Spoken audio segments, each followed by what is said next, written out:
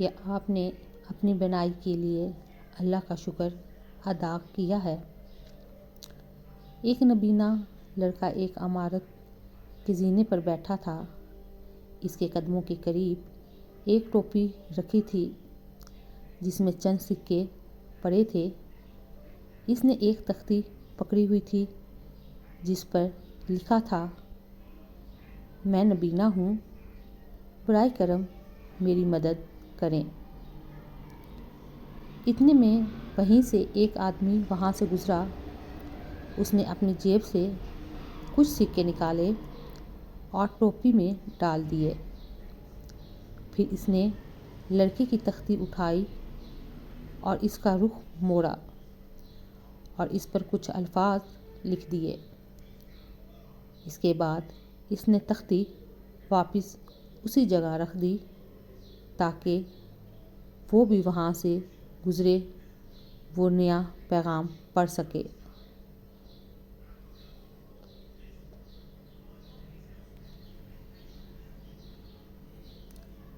جلد ہی ٹوپی میں سکے تیزی سے جمع ہونے لگے۔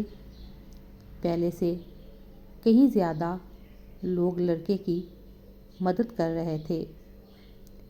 اس دوپہر وہی آدمی واپس آیا تاکہ دیکھ سکے کہ حالات کیسے ہیں۔ نابینا لڑکے نے اس کے قدموں کی آواز پہچان لی اور پوچھا، کیا آپ وہی شخص ہیں جس نے آج صبح میری تختی پر کچھ لکھا تھا؟ آپ نے کیا لکھا تھا؟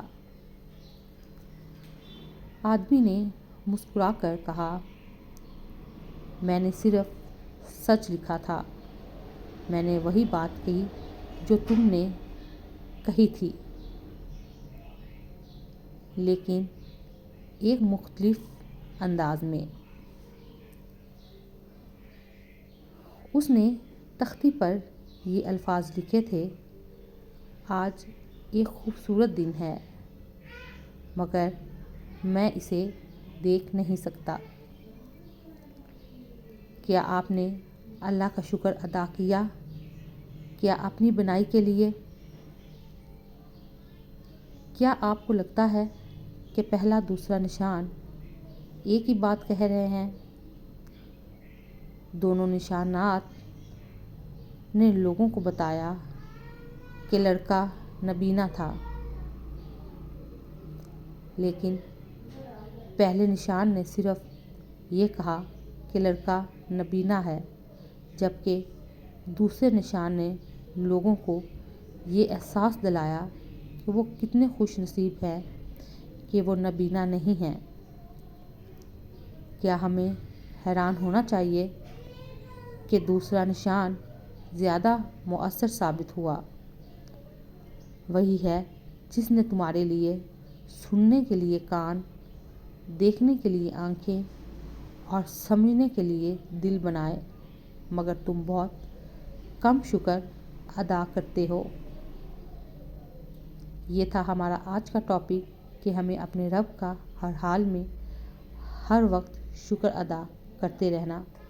ہمارے چینل کو سبسکرائب کر دیجیے، ویڈیو کو like, share and bell icon کو لازمی پریس کر دیں۔ اللہ حافظ۔